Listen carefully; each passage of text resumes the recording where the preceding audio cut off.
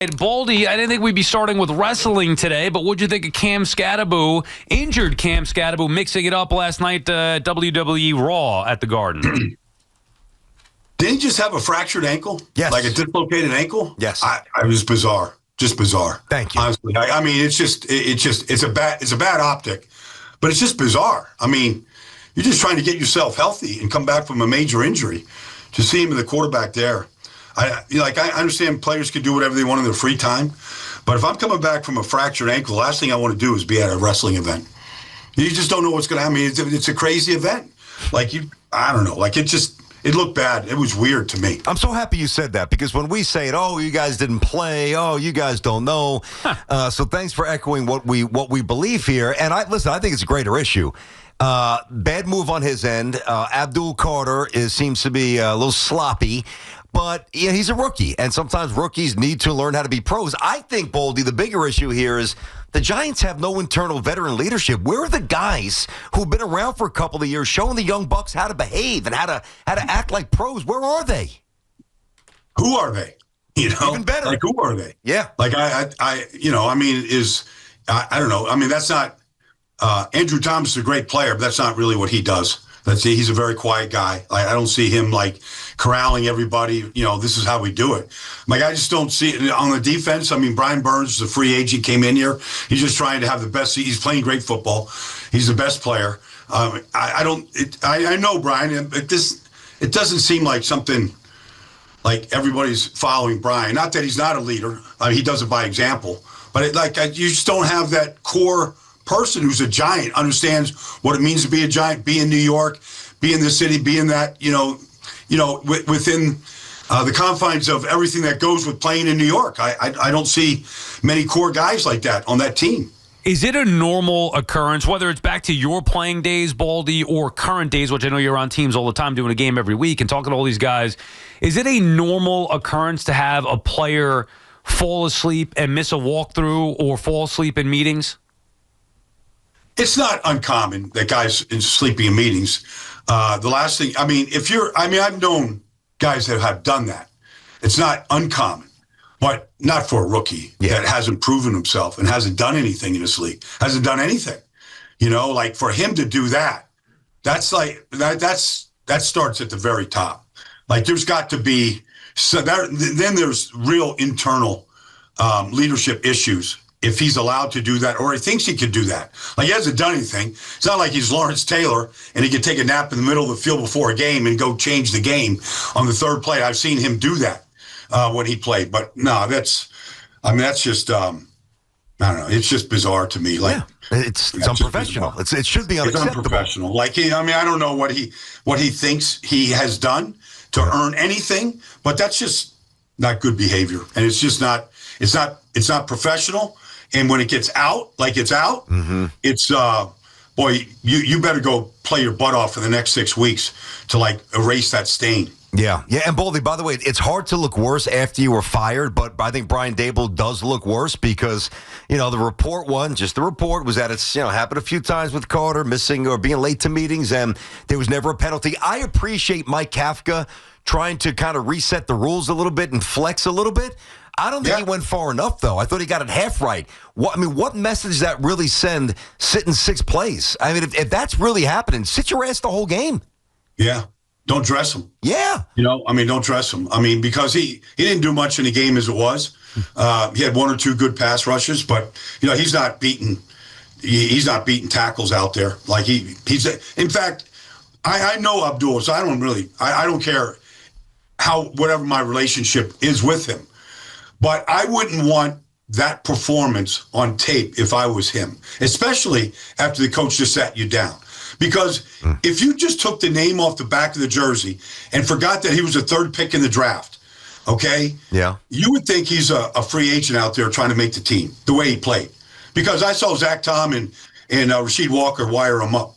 And so, I didn't see anything special. I didn't see a special skill or trait that he demonstrated in that game that said that's why that guy was drafted as high as he was. Well, here, you got to help us with this here. Now, I'd be lying. I'm not sitting there watching every single Penn State snap. Come on. But I watched him play in college enough to really like him. So what, and everybody shared that opinion, transformative talent, generational talent. He's going to be a stud. He's going to be the best, right? What was he doing on Saturdays? What was so special about him on Saturday that is not translating to Sunday?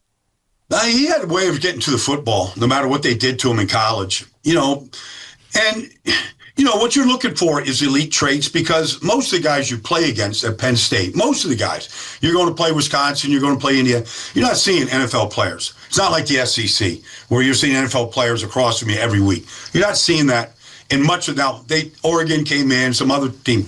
It's better talent than it has been. But still, you're not going up against, elite players at that level. You're not going up against Lane Johnson, and the guys he's seen this year. Mm-hmm. So, but you are measuring is, your burst, the ability to defeat a block, the ability to see things as they're developing and have the counter to be able to beat the blocker or the scheme, whatever, to get to the ball. You saw that a lot. But you just, right now, you don't see a discernible trait outside of sometimes he'll get a really good takeoff, and takeoff is important. Bernsey has that almost every time. But elite takeoff, you see it sometimes, not all the time. But then you're just looking for, is he really strong? Is he really fast? What is the trait that he's going to lean on to become a great player? Especially if he's taking a nap in a meeting. You can work in this stuff and get better at it. Mm-hmm. And I would say that most rookies, especially in the defensive line, it takes a year to figure it out. You haven't seen the blocking schemes, the double teams, tight ends that can really block. You haven't seen a lot of that. And so you have to learn that. And practice is important, and tape study is important to try to figure some of that stuff out. Insider Calls are brought to you by Nationwide. For your insurance and financial needs, Nationwide is on your side. Baldy, what'd you think of the interim debut of Mike Kafka? There's some things I liked. For example, they were good on the goal line. They ran the ball well. They stayed with the run. But even the Singletary touchdown runs, unbalanced line, different formations, different things. So sometimes that can be a tough yard down there. But they had 2 touchdown runs down there. I thought that was good. The fact that there wasn't a single quarterback run called, you can run an offense without running your quarterback. I thought, and obviously it's Jameis, so it's different than having Jackson. I get it. But still, 38 runs, all runs by the running backs. All right? So I thought they stayed with the run, especially in a close game. And so they limited the number of throws. And then I thought with that, they won the time of possession by 12 minutes. They outgained them. The interception at the end of the game, I don't know. I'm calling him out, but I don't know what Jalen Hyde's doing. He stinks. You get exactly what you wanted. You got a 2-man route, high-low concept. Everybody runs this. They sat down on Wandale on 3rd and 6. You would expect that. That means Jalen, whoever's that X there, has got to run across the face. Jameis is throwing it to a spot, and he's trusting that the receiver's going to go get that ball. Now, obviously, if you have a Malik Neighbors there, he's going to go get that ball. Mm-hmm. You're going to probably win the game, at least tie it up. But I don't know what he was doing, because he doesn't look like he is expecting the ball. And it falls on Jameis, and everybody goes, "Oh, that's Jameis. He's a double A." No, Jameis did what he's supposed to do. Yep. He read the defense. Go get the ball. Yeah, it was embarrassing. Absolutely embarrassing. So I exonerate Winston as well. All right. We've talked about the Giants' offensive line as being a problem for basically a decade, and they were awesome. You just talked about, the run game, and they were stout, and they were tough, yep, and they sustained drives.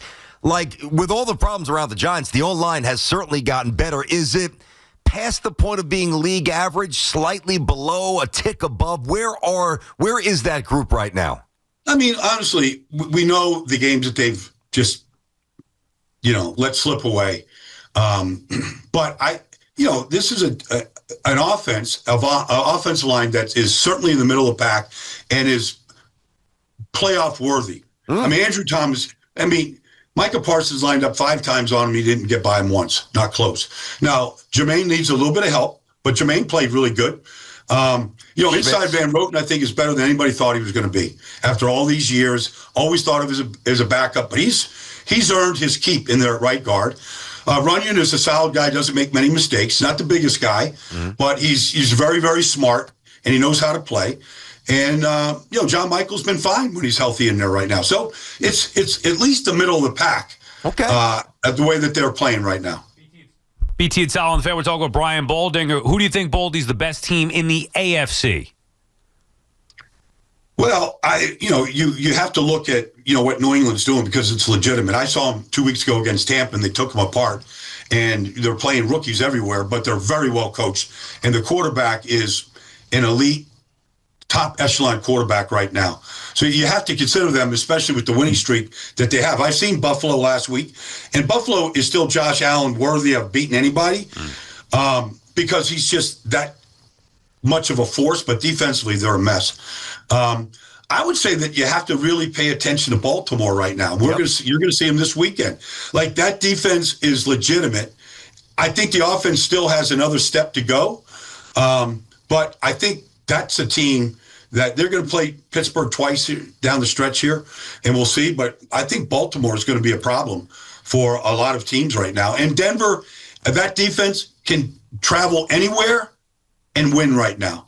To beat Kansas City like that, and Kansas City and Andy Reid had 2 weeks to get ready for that game, and for them to shut them down, and the way that they did it, and then to win it at the end, again, I think that's their fifth come-from-behind victory this year, with Bo Nix making a huge throw. They're very well coached, and Sean Payton will use anything as motivation. I mean, Bill Cowher could say something on a pregame show that day, and he's using it as motivation in the locker room, and now he called the game. Yeah, Sal's been pumping him up for weeks, so he's been on top of Denver. I hate to go from the elite to a doormat, but they are our doormat here, Baldy. That's the Jets. Just one or two quick ones here. Listen, I think it's really important that Aaron did make the decision to go to Tyrod Taylor. You're not going to save anything about this year, but like the Jets should be, and based on this decision, are in the information gathering part of the season. You got to find out about these receivers, and to do that, you got to actually have a quarterback who can throw. I agree. I mean, you got to find out if A.D. Mitchell can be a 1A, a number 2. Like, it looks like he can, I mean, he's a talented player. Had a knucklehead play against the Rams this year that lost the game for him. But I mean, he can run. He's 6'2", he's 205, he's in the 4.3s. Like, he's a legit talent. John Mechie, like, I don't know, like, he looks like more of a slot receiver. Yeah. He hasn't really established himself, but we got to see, what this rookie from Georgia can do right now. And he's got all the speed in the world. Can he run a route? Can he catch the ball? Like, you got to find out about these guys right now. What about Mason Taylor? I like Mason. Mm-hmm. I feel like he's been underused, but I feel like his skills are good. And I think he runs really well. And in some offenses, he would have 40 catches right now. It's just a limited offense here. But I think he's a guy that you can game plan with, that knows how to get open, and I think he's going to be good after the catch. You can just see when he runs, scouting is a study of movement, right? So, like, he just is very fluid and very smooth, getting in and out of breaks, catching the ball on the run, high pointing the ball, all those things. Like, it looks natural to him. Thank you, Baldy. Appreciate your time as always. Good stuff, man. Okay, guys. You bet. I'll talk to you next week. Yep. That was Odyssey NFL Insider Brian Baldinger.